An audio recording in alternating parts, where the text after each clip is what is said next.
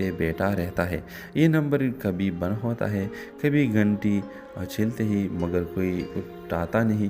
گلی والے اسے عجیب سمجھتے ہیں، کوئی کہتا ہے یہ پاگل ہے، کسی لڑکی کے عشق میں مارا گیا، کوئی کہتا ہے شاید کوئی مر چکا ہے اور وہ بھولا نہیں پا رہا۔ ایک دن دکان پر ایک نوجوان لڑکی نوشین آتی ہے جس کا فون خراب ہوتا ہے۔ عادل بڑے ادب سے اس کا فون ٹھیک کرتا ہے اور نوشین کو اس کی خوش اخلاقی پسند آتی ہے۔ وہ روز تھوڑا تھوڑا بات کرتی ہے، آہستہ آہستہ نوشین اس کے دل کے بند دروازے پر دستک دینے لگتی ہے۔ ایک دن نوشین ہمت کر کے پوچھتی ہے، آپ روز رات کو ایک نمبر پر کال کرتے ہیں کیوں؟ عادل ایک طویل خاموشی کے بعد کہتا ہے، یہ میری ماں کا نمبر ہے جو پچھلے سال انتقال کر گئی۔ وہ ہمیشہ کہتی تھی کہ بیٹا جب بھی کچھ کہنا ہو مجھے فون کر لیا کرنا۔ میں نے تب مذاق سمجھا، اب ہر رات انہیں اپنی دن بھر کی باتیں سناتا ہوں، شاید وہ کہیں سن رہی ہو۔ نوشین کی آنکھوں میں آنسو آ جاتے ہیں۔ اس دن کے بعد نوشین اکثر عادل کی دکان پر آتی ہے، کبھی موبائل خریدنے، کبھی سم بدلوانے، کبھی یوں ہی بات کرتی ہے۔ ہیلو ویورز، عادل لاہور کی ایک چھوٹی سی گلی میں موبائل شاپ چلاتا ہے۔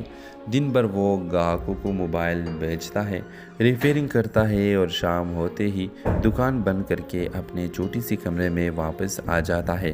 کوئی دوست نہیں، کوئی فیملی نہیں، بس ایک فون ہے اور اس میں ایک نمبر محفوظ ہے جس پر وہ روزانہ رات کو کال کرتا ہے اور پھر فون کان سے لگا کر خاموشی سے بیٹھا رہتا ہے۔ یہ نمبر کبھی بند ہوتا ہے، کبھی گھنٹی چلتے ہی مگر کوئی اٹھاتا نہیں۔ گلی والے اسے عجیب سمجھتے ہیں، کوئی کہتا ہے یہ پاگل ہے، کسی لڑکی کے عشق میں مارا گیا، کوئی کہتا ہے شاید کوئی مر چکا ہے اور وہ بھولا نہیں پا رہا۔ ایک دن دکان پر ایک نوجوان لڑکی نوشین آتی ہے جس کا فون خراب ہوتا ہے۔ عادل بڑے ادب سے اس کا فون ٹھیک کرتا ہے اور نوشین کو اس کی خوش اخلاقی پسند آتی ہے۔ وہ روز تھوڑا تھوڑا بات کرتی ہے، آہستہ آہستہ نوشین اس کے دل کے بند دروازے پر دستک دینے لگتی ہے۔ ایک دن نوشین ہمت کر کے پوچھتی ہے، آپ روز رات کو ایک نمبر پر کال کرتے ہیں کیوں؟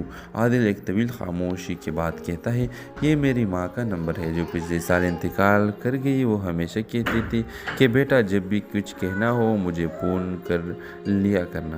میں نے تب مذاق سمجھا، اب ہر رات انہیں اپنی دن بھر کی باتیں سناتا ہوں، شاید وہ کہیں سن رہی ہو۔